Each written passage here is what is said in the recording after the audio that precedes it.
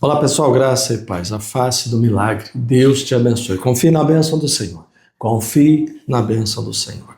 Hoje realizamos o nosso 12º e último dia dentro do propósito representando 2026 e eu quero fazer essa oração com você, consagrando mais esse dia, em nome de Jesus.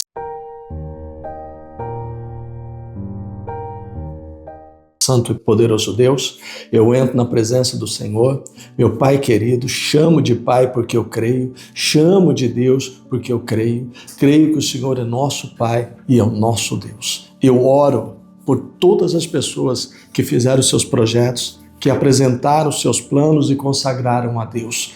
Consagre a Deus todos os seus planos e eles serão bem-sucedidos. Consagre a Deus tudo o que você faz e você terá sucesso. E eu consagro a Deus os meus planos e projetos para 2026. Os planos e projetos dessas pessoas para 2026, tanto na área pessoal, quanto na área profissional, tanto na saúde, quanto na área espiritual, principalmente nessa. Alimente a alma e o espírito de cada um com a sua palavra, cura os doentes, liberta os oprimidos e opera milagres. E eu profetizo agora, 2026, você já é o melhor ano da nossa vida. 2026, você já é o melhor ano até então. Que você traga para o povo da Igreja do Pleno boas notícias em bênçãos e vitórias, boas notícias em saúde, testemunho e graça. Que a igreja viva esse ano, o seu ano de maior manifestação e dispensação da graça de Jesus, de maior o poder e a manifestação do Espírito Santo. Viva curas, milagres, testemunhos e mais testemunhos para a glória de Deus. Obrigado, Jesus. Amém. Graças a Deus. Amém, amém. Fica firme e forte o ano inteiro e pode ter certeza que o Senhor vai materializar todos os seus projetos. Crê em Deus. Nós fizemos um propósito no final do ano de 12 dias, que terminou ali na virada do ano. A ideia e a oração é que até o dia 31 milagre acontecesse. E no final de janeiro, lá na quarta-feira, dia 20 alguma coisa, na quarta-feira, no início do propósito de janeiro, 21, né? 21 de janeiro, alguém me contava um testemunho que algo que ele pediu lá em dezembro, uma porta grande, um negócio importante para a empresa, em dezembro não aconteceu. Mas lá no dia 21 de janeiro, o dono dessa rede de supermercados, o responsável por essa rede de supermercados, ligou, chamou e assinou um contrato. E disse assim: essa é uma porta que está abrindo para você, para a sua empresa.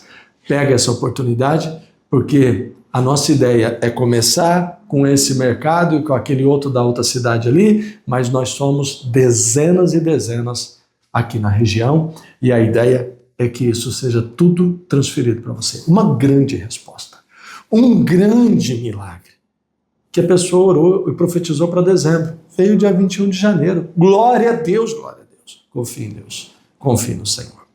Bem-aventurados, Mateus capítulo 5, os pobres de espírito, pois deles é o reino dos céus. Versículo 4 agora, 5:3, 5:4. Bem-aventurados que choram, pois serão consolados. Bem-aventurados os mansos, porque eles herdarão a terra. Bem-aventurados que têm fome e sede de justiça, porque eles serão fartos. Fome e sede de justiça, fome e sede de Deus. Você tem fome, eu tenho fome, mas de quê? Que a nossa fome por Deus seja maior do que a fome por qualquer outra coisa. Que a nossa sede por Deus seja maior do que a sede por qualquer outra coisa. Nós vivemos um momento em que nós temos que deixar bem claro a diferença entre o ter e o ser. Eu não sou o que eu tenho, eu sou o que eu sou. O ter diz respeito ao reino e ao império das coisas. O ser diz respeito ao reino e ao império do Espírito. O Espírito tem fome e tem sede. João 4. Chegou Jesus a uma cidade de Samaria chamada Sicar, perto das terras de Jacó. Havia ali um poço. E Jesus, cansado da viagem, sentou-se à beira do poço. Era meio-dia. Veio uma mulher samaritana tirar água. Disse Jesus, dê-me um pouco d'água. Os discípulos tinham ido à cidade comprar comida.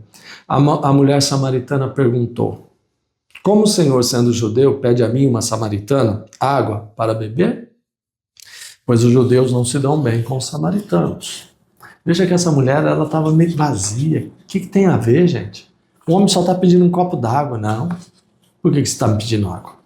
Jesus respondeu, se você conhecesse o dom de Deus e quem lhe está pedindo água, você teria me pedido e teria dado a água viva. Disse a mulher, Senhor, não tem como tirar água? O Senhor não tem como tirar água? Esse pondo é profundo? É fundo? Onde pode conseguir essa água viva? Acaso o Senhor é maior do que nosso pai Jacó, que nos deu o poço, do qual ele mesmo bebeu, bem como os seus filhos e o seu gado? Jesus respondeu, quem beber dessa água voltará a ter sede. Mas quem beber da água que eu lhe der, nunca mais terá sede. Pelo contrário, a água que eu lhe der se tornará nele uma fonte de água a jorrar para a vida eterna. A mulher lhe disse, Senhor, dê-me dessa água, para que eu não tenha mais sede e nem precise voltar aqui tirar água. Ué, mulher, você não falava comigo, agora já está falando? Quando eu te pedi água, você não quis me dar. Agora que eu falei que eu tenho uma água que não vai voltar a ter sede, agora você quer. Mas enfim, veja como as pessoas elas são egoístas, perdidas, desorientadas, cheias de um monte de coisa, menos do que realmente deveria. Mas voltando para a samaritana, ela tinha fome e sede. Jesus se sentou ali no poço porque estava cansado, com fome, com sede. Eles vinham de viagem e eles disseram aos seus discípulos, vão na frente, vão comprar comida, eu vou descansar nesse poço aqui que eu estou cansado, vou tomar um pouco d'água. E os discípulos foram. Antes que Jesus pegasse água, comesse ou descansasse, chegou uma mulher. Ô mulher, me dá um pouco de água? Ela falou assim, eu não. Por que o senhor estava falando comigo? O senhor não sabe que eu sou samaritana? Aí Jesus parece ter esquecido que estava cansado. Jesus me parece ter esquecido que estava com fome e ter esquecido que estava com sede, mudou totalmente o foco e já foi evangelizar aquela mulher. Mulher, mas quem bebe dessa água volta a ter sede. E quem bebe da água que eu der, nunca mais vai ter sede. Ou então me dá dessa água. E a conversa foi. Foi, até que Jesus, durante a conversa, disse a ela, eu sou o Messias, eu mesmo que estou falando com você. Então ela foi alimentada por aquela palavra, correu até a cidade, foi chamar os moradores da cidade para conhecer Jesus. Quando ela foi, os discípulos chegaram. Os discípulos, versículo 31, insistiam com Jesus, mestre, come alguma coisa. Mas ele lhes disse, tenho algo para comer que vocês não conhecem. Então os seus discípulos disseram uns aos outros, será que alguém lhe trouxe comida? Disse Jesus, a minha comida é fazer a vontade daquele que me enviou e concluir a minha obra. Cadê o Jesus cansado? Cadê o Jesus com fome e cadê o Jesus com sede? Os discípulos insistiam com ele, come alguma coisa, o senhor está cansado, o senhor precisa comer. Mas Jesus disse assim, agora não. Eu comecei a obra do meu Pai e o que realmente me satisfaz é a vontade de Deus, a vontade daquele que me enviou e concluir a sua obra. Só depois que ele pregou a mulher, que ele pregou aos homens daquela cidade, só depois que ele alimentou aquelas pessoas é que ele certamente se sentou para comer pão e beber águas, alimentar o seu corpo. Então, quando nós estamos diante da necessidade da fome espiritual, ela é até mais importante que a fome do corpo, que a fome do estômago. Jesus esqueceu que estava com fome. Agora é o seguinte, o que mata a minha fome mesmo é fazer a vontade do meu Pai. Que você tenha essa fome e que você experimente isso aí. De repente tem pessoas correndo atrás de isso, daquilo, de comer o pão e beber a água, e às vezes, gente, quando Jesus pediu água à mulher, ela respondeu de forma egoísta, grosseira. Que isso, mulher? E algumas pessoas teriam começado uma briga ali. teriam começado uma discussão ali. Ou quando ela pediu água, algumas pessoas teriam respondido do mesmo jeito, com a mesma grosseria. Eu te pedi água, você não me deu, agora você vai me pedir água? Não, também não vou te dar, não. Mas como Jesus estava sempre cheio de Deus, os outros alimentos ficavam de lado e ele sempre acabava focando no alimento espiritual, que era fazer a vontade daquele que o enviou e concluir a sua obra. Nós só seremos verdadeiramente alimentados, saciados, quando nós estivermos fazendo a vontade daquele que nos enviou e cumprindo a obra que ele nos confiou. Essa vida, gente, é como uma faculdade. É a faculdade da vida. Quando, por exemplo, um aluno de medicina entra na faculdade, estuda, se prepara, faz vestibular e entra na faculdade, ele entra com a intenção de se formar médico. Quando ele começa a estudar, um semestre, outro semestre, um ano, outro ano, muita coisa acontece.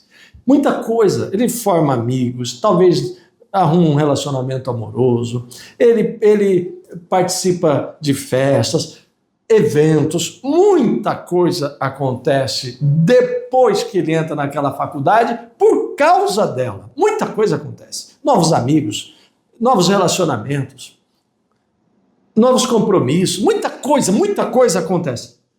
Mas ele entrou na faculdade para quê mesmo? Na faculdade da vida é assim. Deus me matriculou na faculdade da vida para... Eu vou me formar no quê? Durante o curso da vida, muita coisa vai acontecer. Eu me casei, eu constituí família, tenho filhos, eu trabalho até hoje, tenho meus compromissos, eventualmente passeio, faço viagens, muita coisa acontece. Compro, vendo, tem momentos mais fáceis, outros menos. Mas para que mesmo que eu estou aqui? Por que Deus me matriculou nessa faculdade? Para fazer a vontade dele e concluir a sua obra. Isso é o que vai me trazer felicidade. Isso é o que vai te trazer felicidade. Que ano após ano você vá mudando de série, do primeiro para o segundo, do segundo para o terceiro, aprendendo, passando pelas provas, indo para o semestre seguinte, aprendendo, estudando, passando pela prova, sendo aprovado, indo para o outro, daqui a pouco você está formado, pronto e extremamente feliz, realizado, graças a Deus por isso. Vamos, muita coisa acontece nessa vida, mas nós estamos aqui para um propósito. Nós fomos matriculados com um propósito. Eu não entrei na faculdade da vida para me casar e ter filhos. Faz parte. Eu não entrei na faculdade da vida para andar de carro para cima e para baixo e um bom carro, que é o que eu gosto de ter, mas faz parte. Eu não entrei na faculdade da vida para me tornar um consultor, um engenheiro, um profissional dessa área ou daquela. Faz parte. Tudo isso aconteceu depois que eu me matriculei nessa faculdade. Tudo isso aconteceu e acontece na minha vida e muita coisa vai acontecer. Muita gente passa pela nossa vida, vem, vai, muita coisa. Mas eu estou aqui para um propósito. E só cumprindo esse propósito eu vou saciar a minha sede e matar a minha fome. Porque disse Jesus, a minha comida, gente, a minha comida, é o que estava com fome, hein? E com sede. Mas a minha comida é fazer a vontade do meu Pai e concluir a sua obra. Que Deus te abençoe, abra o seu entendimento e te dê esse discernimento. Vamos nos formar. Vamos aprender, passar pelas provas, progredir e nos formar. Em nome de Jesus. Hoje é dia 1º e eu quero consagrar a Santa Ceia, consagrar o pão. Senhor, como está escrito, eu consagro o pão, que é o teu corpo, que é partido por nós. Eu consagro o cálice, que é o teu sangue, que é derramado por nós. Está escrito, disse o Senhor através do apóstolo Paulo.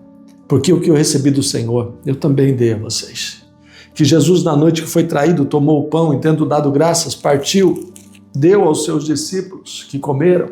Depois repartiu o cálice e deu aos seus discípulos que também beberam. E disse: isto é o meu corpo e isto é o meu sangue. Façam isso em memória de mim.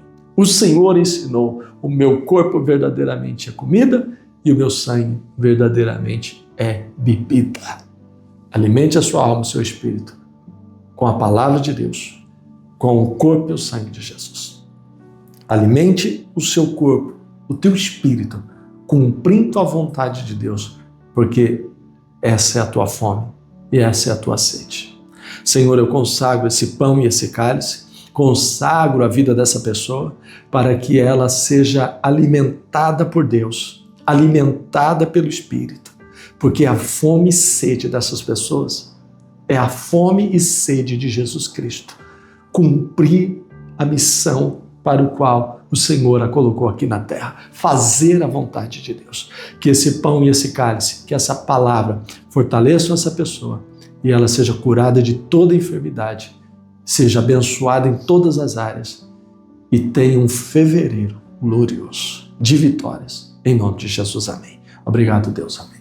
Forte abraço, graça e paz.